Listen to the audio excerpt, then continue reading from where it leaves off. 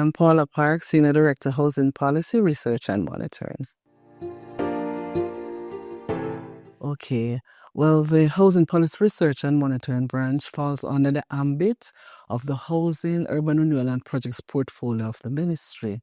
And our strategic objective is to enable the development of suitable policy and legislative instrument towards achieving Vision 2030 goal, which is safe, sanitary, and affordable housing for all Jamaicans.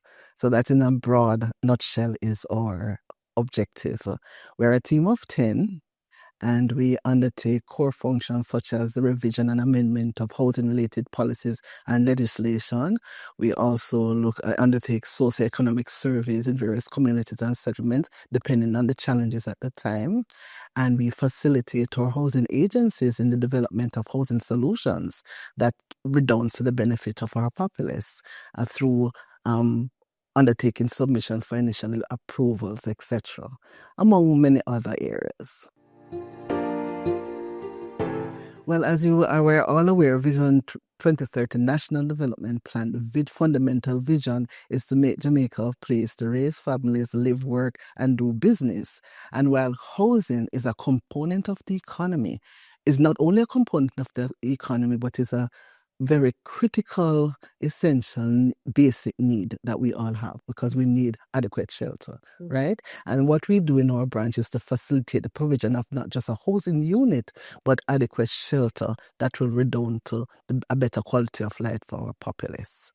So there are a number of policies that we work on. For example, the current National Housing Policy and Implementation Plan, which is not only a milestone for the branch, but also for Jamaica, because it's the first policy that has been finalized post-independence. But that policy document, it looks at a lot of the salient issues and challenges that we currently face in accessing housing at all levels for various segments of the society, because it looks at the social issues in terms of, so it looks at emergency housing, it looks at affordability, it looks at housing finance, etc.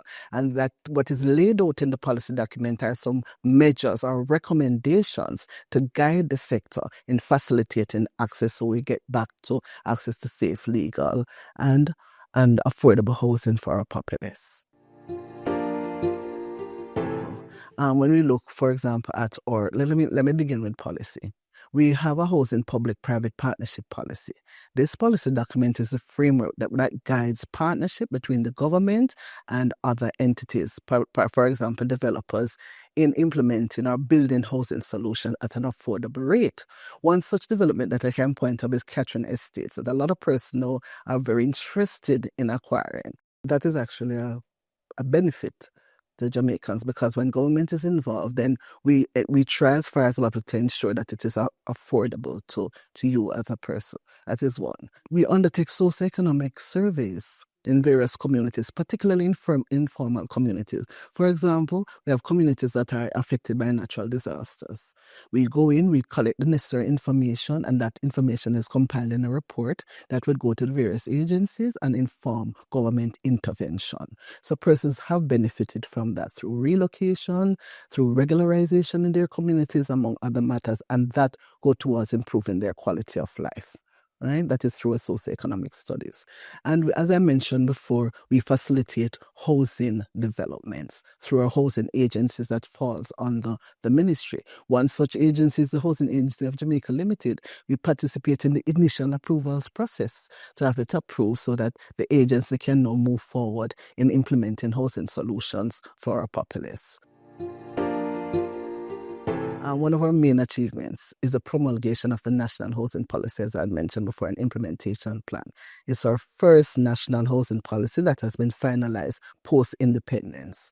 And as I mentioned before, it speaks to salient issues and recommendations that can guide the sector in moving forward and getting us to that vision of having safe, legal, affordable housing solutions for all Jamaicans.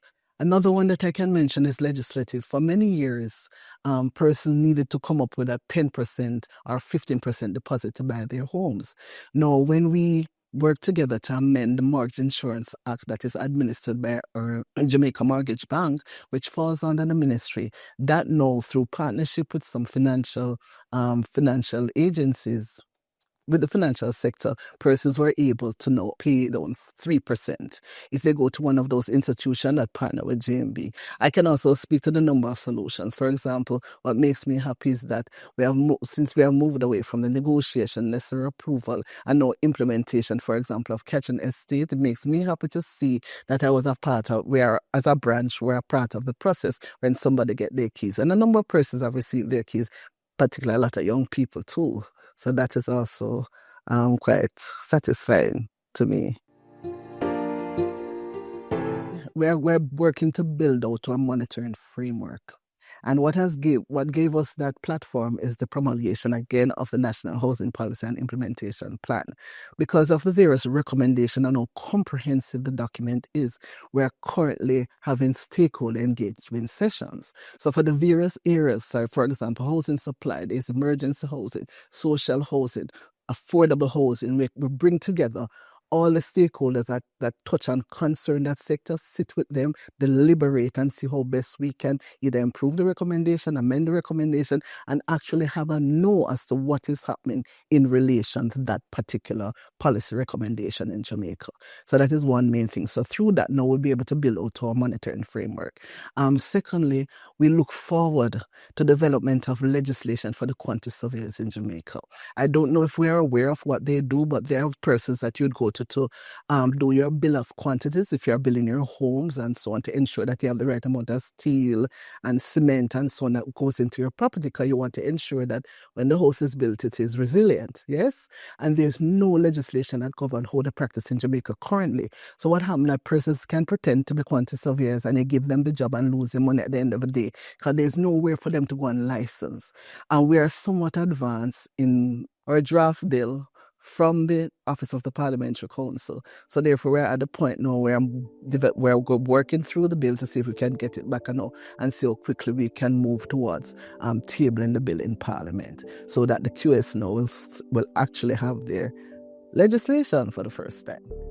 The government of Jamaica, through the Ministry of Economic Growth and Job Creation, is committed to the provision of access to adequate, affordable, safe, and legal housing solutions for all Jamaicans.